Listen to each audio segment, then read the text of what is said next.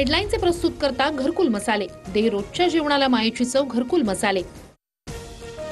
बिहारमध्ये आज नव्या सरकारचा शपथविधी। नितीश कुमार 10व्यांदा मुख्यमंत्रीपदाची शपथ घेणार। विजय सिन्हा आणि सम्राट चौधरी पुन्हा उपमुख्यमंत्री होणार।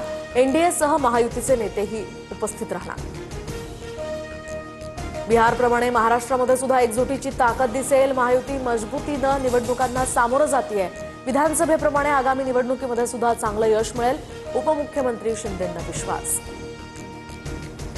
मी तक्रारीचा पाढा वाचणारा, रडणारा नाही तर लढणारा नेता। लहान सहान गोष्टी राष्ट्रीय पातळीवर आणत नाही।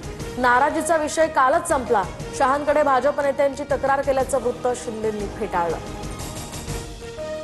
भाजपच्या कुरघोड्यांवरून एकनाथ शिंदेंची दिल्लीमध्ये अमित शहांकडे तक्रार। महायुती विरोधातील बंडखोर नेत्यांना रवींद्र चव्हाणांकडून आर्थिक पाठबळ, पक्षप्रवेशासाठी पैशांचा वापर। ऑपरेशन कमळवरून शिंदेंची नाराजी, सूत्रांची माहिती।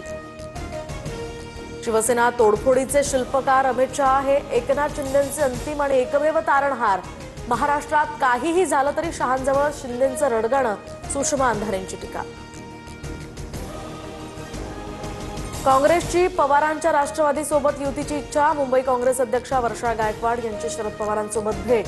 महाविकास आघाडीच्या जागा वाटपावर चर्चा झाल्याचीही माहिती। दडपशाही करणाऱ्यांसोबत आम्ही जाऊ शकत नाही। मनसेसोबत युतीला वर्षा गायकवाडांचा नकार, तर आघाडी आणि युतीसाठी स्थानिक पातळीवर सर्व अधिकार दिलेत। स्वबळावर निवडणूक लढवण्याची भावना हर्षवर्धन सपकाळांकडून स्पष्ट। पालिका निवडणुकीची तारीख जाहीर झाल्यानंतरच ठाकरे बंधूंच्या युतीची घोषणा होणार। ठाकरेंच्या शिवसेनेचे प्रवक्ते हर्षल प्रधान यांची माहिती, तर ठाकरे मनसेमध्ये जागा वाटपासंदर्भात चर्चा झाल्याची सूत्रांची माहिती। उरण नगर परिषदेच्या निवडणुकीमध्ये भाजपकडून उर्दूमध्ये प्रचारकांची पत्रकं छापल्याचा दावा। नितेश राणे उर्दू प्रचारावरील भूमिका जाणून घेण्यासाठी उत्सुक। माजी आमदार वारिस पठाण आणि आमदार रईस शेख यांचा टोला।